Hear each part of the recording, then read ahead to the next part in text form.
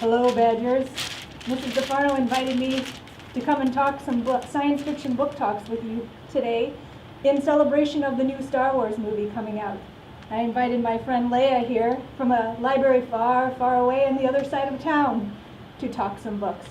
Welcome, Leia. Thank you. I'm very excited to be in this wondrous planet that you have your library in. I've never seen such amazing books. Why, thank you. I came to talk to you about some books that are from my planet that I've heard might be on your planet as well. The first one is a picture book. It used to be a Monarch book, which you and this planet, I believe, know as well. It's called The Secret Science Project That Almost Ate the School by Judy Sierra. It's about a young girl who has to participate in the school science fair. She's not super excited about it. All the other kids have amazing projects like flying robots and hamsters that can do songs when they sing. She has nothing. So of course she goes to the internet, where she finds the science fair project that is sure to win first prize, slime. Have you ever made slime? I have not made slime. It's very hard with my gloves. Many students on my planet make slime. So sure enough, the slime comes out and it proceeds to eat her cat. Then it eats her little sister and her dad until it makes its way to school. Will the slime eat the school?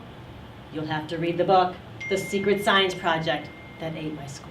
Oh, I also brought a picture book from one of my favorite movies, Star Wars. My favorite too. BB-8, he's on the run from the bad guys. Will they catch him? I don't know. This is by the author of The Day the Carrions Quit, so I bet it's going to be a little funny too. He might be running from you. He might be. What else did you bring for us? My next book is an early reader or early chapter book. It's also somewhat of a graphic novel, I feel like. It's got a lot of great pictures in it. It's by Dave Pilkey. You might know him.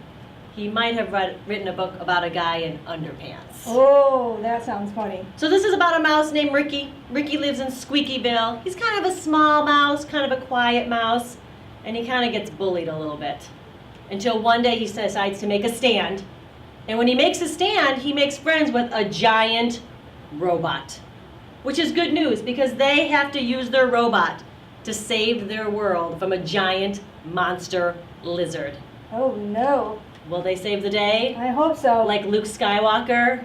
Maybe. Oh, I hope not like Luke Skywalker. Find out by reading Ricky Ricotta's Mighty Robot. The next one I brought is from one of my favorite science fiction authors, Margaret Peterson Haddix. My favorite too. It's kind of spooky. It's kind of spooky. Her chapters are very short. It's quick reads. You just have to keep going to find out. This one's called Found, and it is about a plane that shows up in an airport full of babies. But there's no pilots. There's no adults.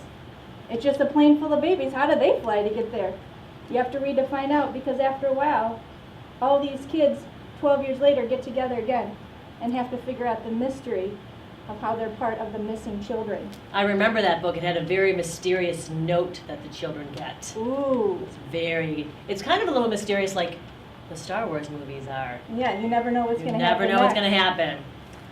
I also bought a chapter book. It's by Jennifer Holm. You might know her as the author of the Baby Mouse books. Oh yes, I do love my graphic novels. Yeah, so you know this book is going to have a little humor in it, but it's also just a regular old chapter book as well. No pictures in this one. But it's about a girl named Ellie, and Ellie likes everything normal. She doesn't like big changes. She probably would not like science fiction. No. She likes regular. And she's starting 6th grade in middle school, so she's not real excited about that. To make things worse, her best friend is starting to kind of part away from her. She's finding new friends in middle school. That's hard. So she's not super happy about that to begin with, and then something really strange happens. Kind of out of nowhere, there's a teenage boy outside her house. And the mom starts talking to the teenage boy, and before you know it, the teenage boy is coming into their house to live with them because the teenage boy is actually her grandfather. What? The grandfather is a secret scientist who has invented the Fountain of Youth. And so he has drank a magic potion that has made the outside of him look like a 13-year-old, but inside he's still the cranky, bossy grandpa he's always been. So that's a little weird to begin with. But to top it all off, he has to go to school with her. Oh no. So imagine going to school with your cranky, bossy grandfather. Want to find out what happens? Read The 14th Goldfish by Jennifer Holm. You know what? I could probably use some magic potion like that. I think I liked myself better when I was a young Anakin. Maybe some lotion. Yeah, a little bit. And our last book that I brought, because I love classics too, A Wrinkle in Time. Another book-movie combination. Ah, yes, coming out soon. Meg and her brother Charles Wallace get visited by a mysterious stranger in the middle of the night. To find out, the mysterious stranger tells them their father has disappeared, and they have to go find him somewhere out in space. Will they find him and save him in time? I hope so. You need to read to find out. Read it before you see the movie. Well, thank you for stopping by the Tatooine Public Library. It's lovely here. I gotta go catch my pod to get back to my planet. Stop on by, Badgers, to the LMC and check out a science fiction book at our display.